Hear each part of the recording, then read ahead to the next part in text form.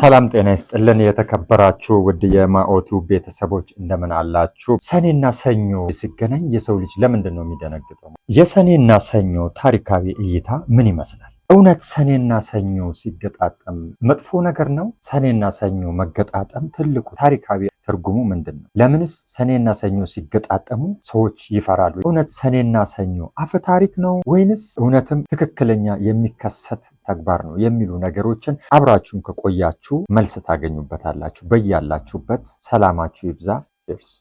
ካነበብኩት ላይ ለእናንተ ለማጋራት ሰኔና ሰኞ ታሪካዊ አመጣጡ ምንድን ነው? በኢትዮጵያ ባህል ታሪክ ውስጥ ሰኔና ሰኞ የሚለው አገላለጽ የሁለት መጥፎ አስቸጋሪ ወይንም ያልታሰቡ ድርብ ችግሮች በአንድ ጊዜ መገጣጠምን ለመግለጽ የሚነገር ዘይቤያዊ አነጋገር ነው ይላል። ይህ አገላለጽ በሀገሪቱ ማህበራዊ ህይወት፣ ባህላዊ እምነቶችና ታሪካዊ ክስተቶች ውስጥ ጥልቅ መሰረት የጣለ ነው። የሚገርማችሁ ነገር የኢትዮጵያ ጥንታዊ ዘመን አቆጣጠር ባህረ ሐሳብ እና የሰኔና ሰኞ መገጣጠም ተከትሎ የተከሰቱት ታሪካዊ ክስተቶችን በተመለከተ ዝርዝር መረጃዎችን ከዚህ በመቀጠል አቀርብላችኋለሁ። የኢትዮጵያ ጥንታዊ ዘመን ቀመር ወይንም ባህረ ሐሳብ ማለት በቀጥታ ትርጉሙ የሐሳብ ባህር ወይንም ቁጥር ያለው ዘመን ማለት ነው። ባህረ ሐሳብ ማለት ይህ ቀመር የተጀመረው በእስክንድሪያ 12ኛ ፓትርያርክ በነበረ በቅዱስ ዲሜጥሮስ አማካኝነት ሲሆን በኋላም በኢትዮጵያ ሊቃውንት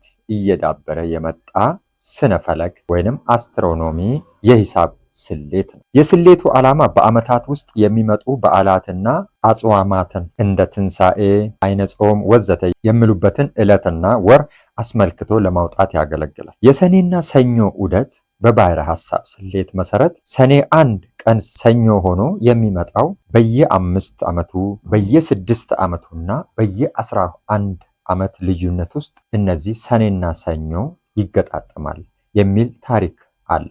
በተለይ ግን በሊቃውንት ዘንድ የ11ኛው ዓመት ግጥምጥሞሽ በጣም አስፈሪ እንደሆነ ሊቃውንቶች ይናገራሉ። እና የእነዚህ ልዩነቶችን እስቲ አብረን እንመለከታለን። በባህላዊ አስተሳሰብ በተለይም የ11 ዓመቱ የሰኔና ሰኞ መገጣጠም በአገሪቱ ላይ የጦርነት፣ የረሃብ፣ የበሽታ ወይንም የትልልቅ መሪዎች ሞትን ምልክት ተደርጎ ይወሰዳል። ታሪክን መለስ ብለን ስንቃኝ የተከሰቱትን ዋና ዋና ክስተቶችን አብረን እንመለከታለን። የመርድ አዝማች ወንደ ሰገድ ሞት በ1812 በዚህ ዓመት ሰኔና ሰኞ በገጠመበት ወቅት የሸዋው መሪና ንጉሥ ኃይለ ሥላሴ አባት የነበሩ መሪድ አዝማች ወንደ ሰገድ በጦርነት ላይ በደረሰባቸው ብርቱ ቁስል ምክንያት ከዚህ ዓለም በሞት ተለዩ። የ1837 ዓመተ ምህረት ረሃብ ታላቁ ረሃብ ነው የሚባለው 1837 ሰኔና ሰኞ በገጠመበት በዚህ ዘመን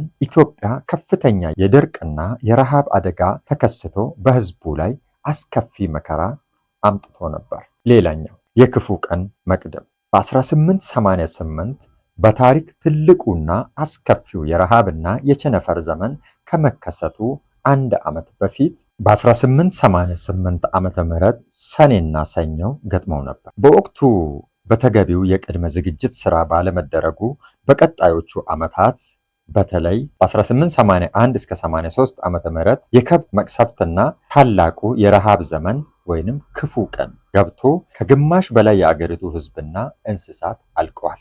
ሌላኛው የቀዳማዊ ኃይለ ሥላሴ መንግስት መፈንቅለ መንግስት ሙከራ የተደረገበት በዚህኛው ጊዜ ነው። ምንም እንኳን ክስተቱ በታህሳስ ወር ቢሆንም በ1963 ዓመተ ምህረት ሰኔና ሰኞ ገጥመው በነበረበት ዓመት በታሪካዊቷ የኢትዮጵያ ንጉሠ ነገሥት መንግስት ላይ የመጀመሪያው ትልቅና መንግስቱን ያናጋው የታህሳስ 1963 ዓመተ ምህረት የጀነራል መንግስቱ ንዋይ የመፈንቅለ መንግስት ሙከራ ተካሂዷል። ሰኔና ሰኞ በገጠመ ጊዜ ሌላኛው ደግሞ ድርቅና የፖለቲካ ውጥረት በደርግ ዘመነ መንግስት ሰኔና ሰኞ በገጠሙበት በ1973 ዓመተ ምህረት በሀገሪቱ ሰሜናዊ ክፍል በተለይ ወሎና ትግራይ ለታላቁ ረሃብ መነሻ የሆነው ድርቅ ማቆጥቆጥ የጀመረበትና የእርስ በርስ ጦርነቱ የከረረበት ወቅት ነበር።